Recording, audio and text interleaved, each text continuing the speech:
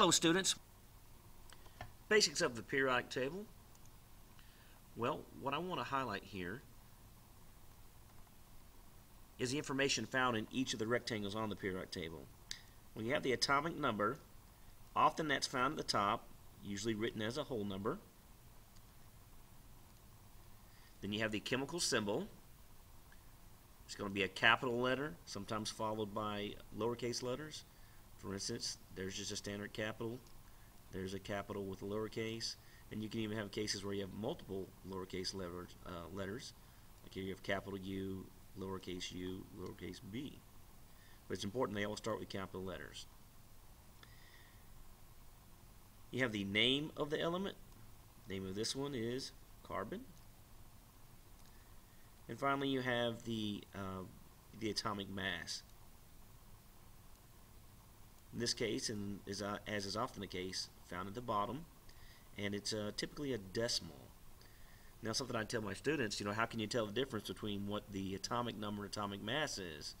Well, you can't assume that the atomic number is always going to be at the top and the atomic mass is always going to be at the bottom, because some periodic tables, they swap that around. There's no standard rule about that, apparently. But the trick I always tell them is the atomic number is usually going to be a standard whole number, and the atomic mass is going to be a decimal. Of course, the atomic number is the number of protons in each one of these elements, and the atomic mass is the average amount of matter inside an atom of that element. Mr. Elliott here, and today I'm going to be teaching you some review notes about one of my favorite topics, the periodic table of elements.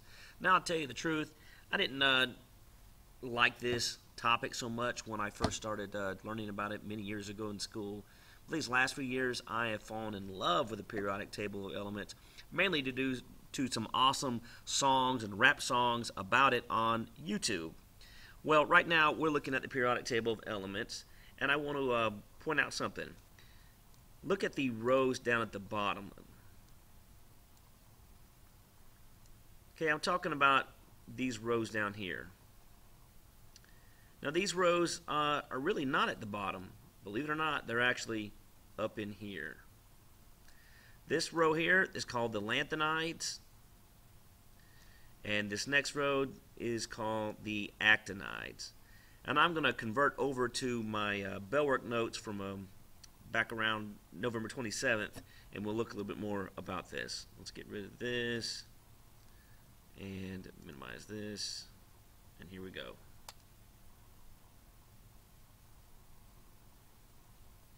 Here are the notes from November 27th when we start looking at periodic table.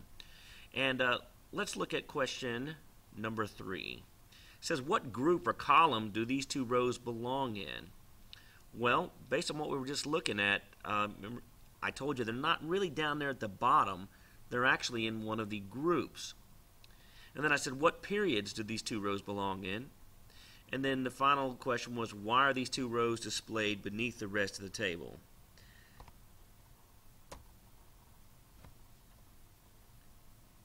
So what are the names of these two rows of elements? Well, as I just said, these are the lanthanides and the actinides. This row is the lanthanides. This row is the actinides.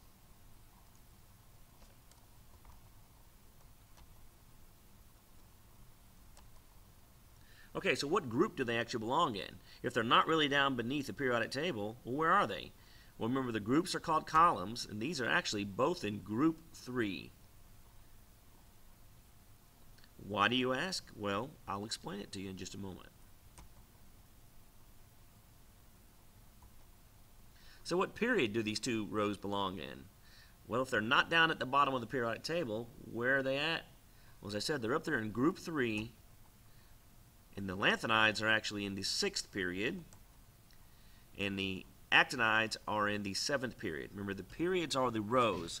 So the lanthanides are part of row 6, also known as period 6, and the actinides are in row 7, also known as period 7.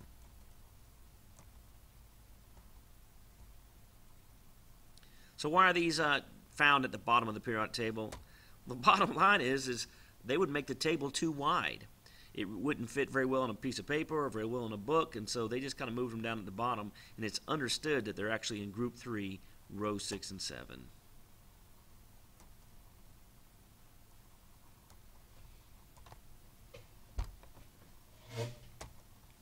Okay, that's it about the lanthanides and actinides.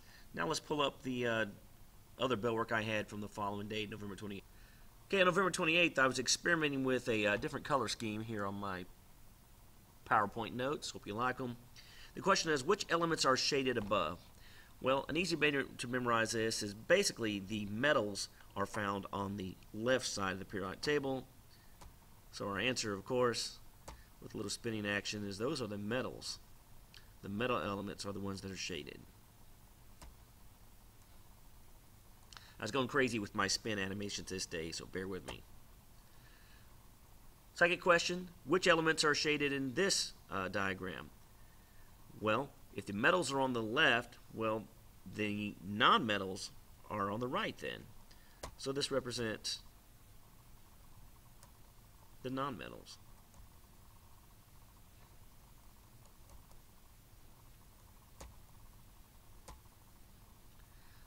So what's left?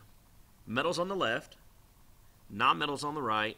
Well, the remaining elements are the ones on what's called the zigzag line. These are not metals nor non-metals, but they kind of share features of both, and so they're called the metalloids. And they used to call them semi-metals, but nowadays they just call them the metalloids.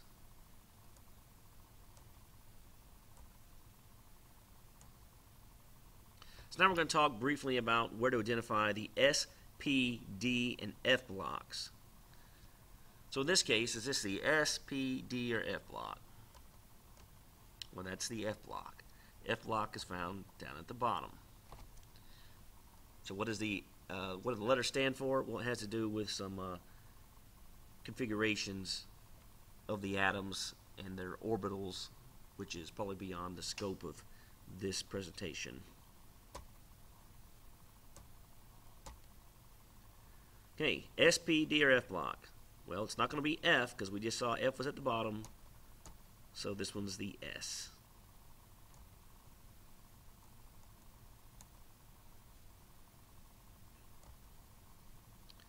Alright, again, the question is S, P, D, or F? Well, we know it's not F, and we know it's not S because we already used them, so it's going to be P or D. In this case, that's going to be the P block. P block is on that side.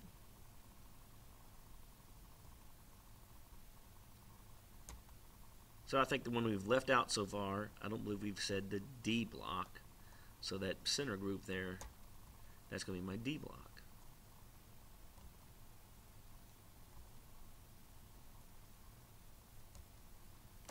Okay, I'm going to go back to this one for just a moment. Let me see. I'm going to go back and this will work. Okay, I'm going to show you something here, what I call the smiley face or U-shape of reactivity. When you're thinking about reactivity, what I do with my students, I kind of draw a smiley face kind of like this, and it goes up like that.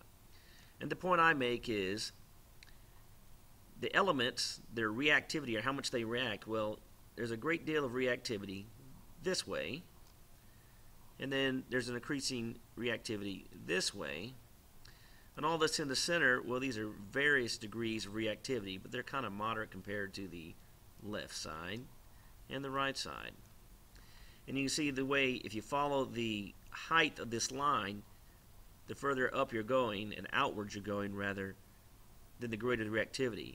So this is the most reactive on the left side, and then these would be most reactive on this side. That's a very general way of thinking about it. I know it's not perfect, but it works for our 8th grade science curriculum here in Tennessee. Okay, well that concludes our quick review of the periodic table.